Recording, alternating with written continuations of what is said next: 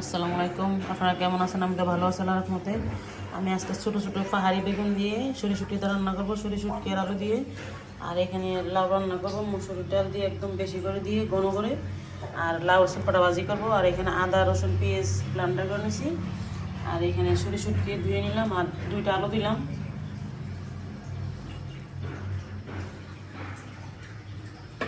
এখানে আমি প্যান বসায় রাখছি শুটকিটা রান্না করার জন্য। তেলটা গরম হয়ে গেছে, পেঁয়াজ কষিটা দিয়ে দিব। পেঁয়াজ আমি ব্লেন্ডার করে নিয়েছি যাতে ঝোলটা ঘন হয়, এই জন্য অল্প দিলাম এখানে। আর এখানে আমি আগে মাছ ভাজি করছিলাম, ওটাতে আমি শুটকিগুলো আর বেগুনগুলো ভাজে নিব ভালোভাবে। আর এখানে আলুটা আমি হালকা তেলে লবণ আর হলুদ দিয়ে ভাজবো।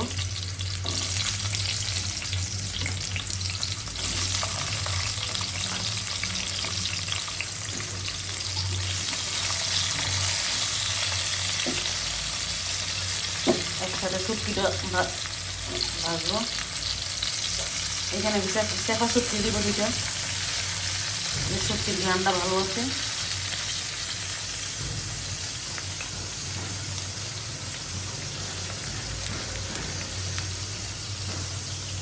আমি রসুন বাটাটা দিয়ে দিব। এখানে রসুন আদা পেঁয়াজ একসাথে ব্লেন্ড করে নিয়েছি।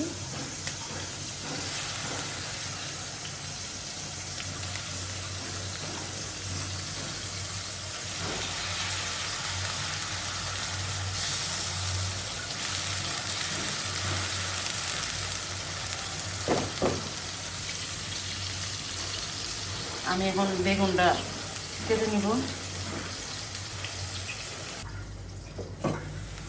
কারেন্টটা চলে গেছে, আদা রসুনটা ভাজা হয়ে গেছে। আমি যে ব্লেন্ডার করে নিয়েছিলাম এটা ধুয়ে পানি দিয়ে দিব।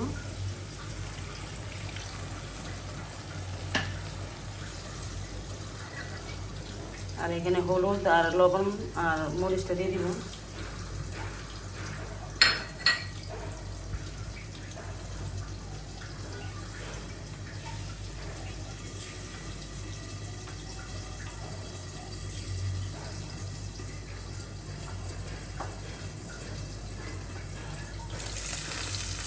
এখানে শুকিয়ে আর আলুটা ভাজা হয়ে গেছে, এটা দিয়ে দিব কষানোর সাথে।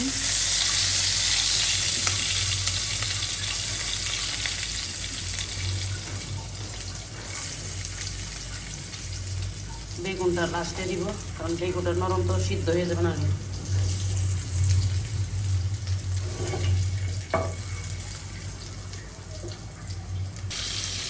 বেগুনটা হলুদ আর লবণ দিয়ে ভাজবো, তারপরে শুটকিগুলোর সাথে দিব। আবার শুটকি আর আলু আলাদা কষাই নিচ্ছি মশলার সাথে।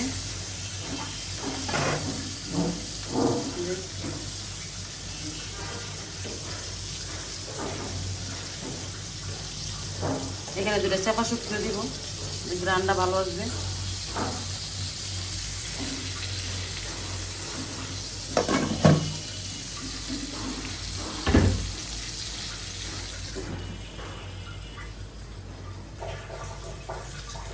বেগুনটা ভাজা হয়ে গেছে, বেগুনটা হালকাই ভাজবো, নাহলে বেগুনটা খাইতে ভালো লাগে না।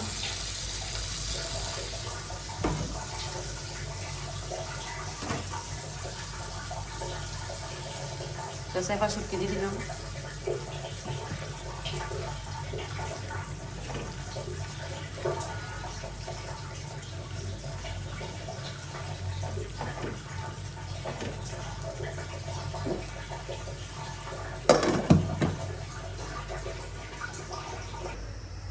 এখানে লাউটা রান্না করবো, ডেক্সিটা বসাই দিলাম। এখন তেলটা দিয়ে দিব।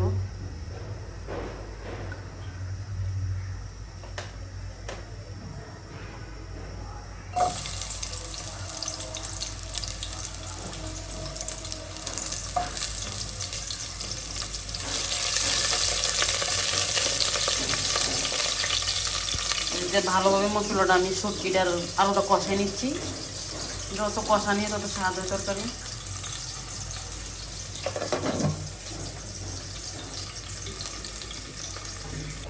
পেঁয়াজটা ভাজা হয়ে গেছে, এখন আমি রসুন আদা পেস্ট ব্লেন্ডার করে ছেড়ে দিয়ে দিব।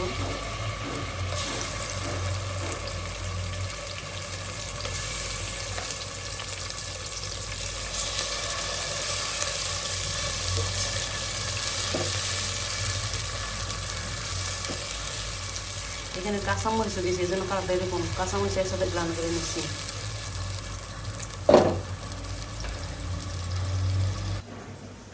দেখছেন আমার হরিণী কীভাবে বসে আছে, দিয়ে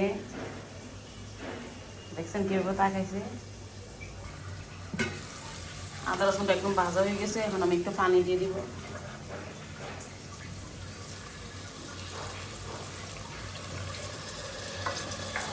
এক চামচ হলুদ দিব, আর কাঁচামরিচ ব্লেন্ড করে দিছি, আর কাঁচা থেকে কাঁচামরিচ আবার আস্তা দিব কয়টা।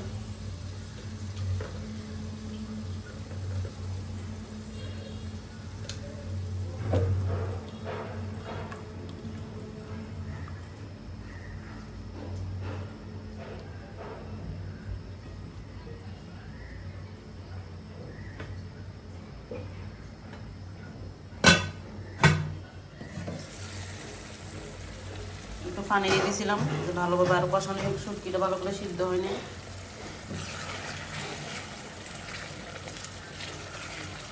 এখন এখানে বেগুনটা দিয়ে দিব, ভাজা বেগুনটা।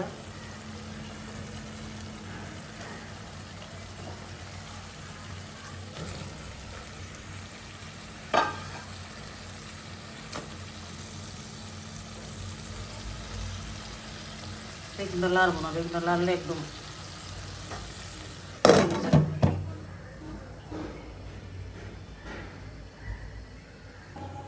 আমার বারান্দার গাছ লাগাইছি যে ওখান থেকে কাঁচামরিচগুলো দুই সাথে নিয়ে আসলাম। যে এগুলো এসে মরিচ, এই ধান্না মরিচ, আর এখানে এসে একটু আবার এটা আরেক জাতের মরিচ, আর এই ঘাসগুলো আর বারান্দাতে আছে। দেখেন বিড়াল কি করতেছে, দেখেন বিড়াল এই উঠে গেছে, দেখছেন উপরে উঠে গেছে, ঘাস খাবে। নাম নামো নামো, এই যে দেখেন কীভাবে ঘাস খায়, দেখছেন।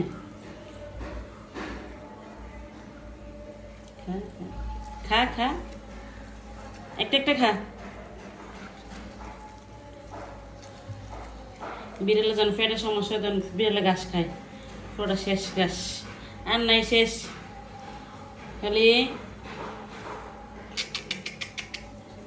দেখছেন লাভ দাও উপরে উঠে গেছে ঘাস খাইতে, আর নাই। নাম নাম, শেষ শেষ, নাই তো আর। এই আর নাই, শেষ।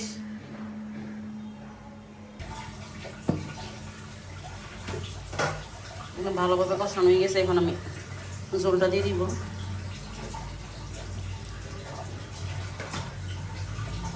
কালারটা অনেক সুন্দর আসছে।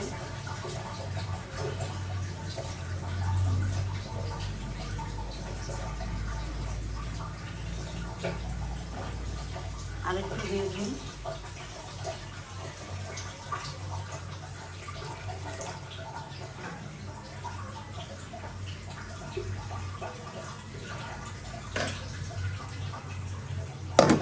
আর এখানে লাউয়ের মশলাটা কষানো হয়ে গেছে, লাউটা দিয়ে দিব এখন।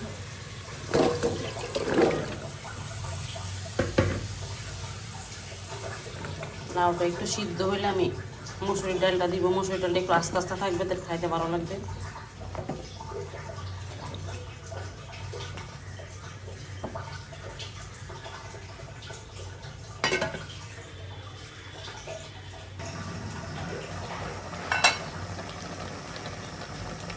ডালটা দিয়ে দিব।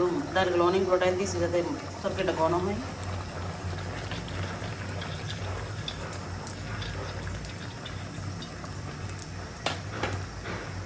ডালটা এখন লাড়বো না।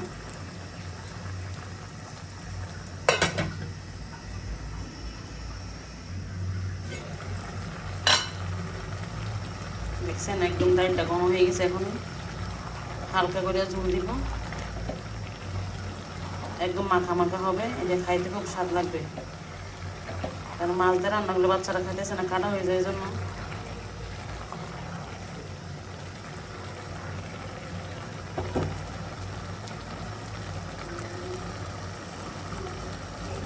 আর আর এদিকে শুটকিটা হয়ে গেছে।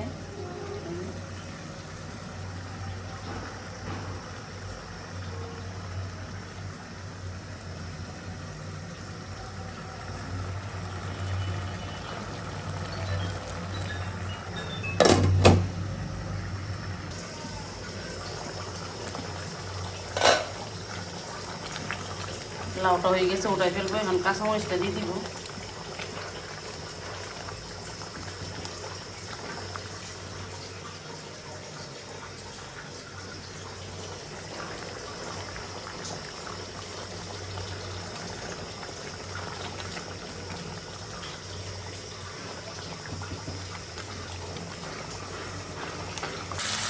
চামড়াটা বাজিয়ে দিয়েছি, লাউর চামড়াটা। এখানে আমি বেশ করে পেঁয়াজ আর রসুন কুচি করে দিলাম।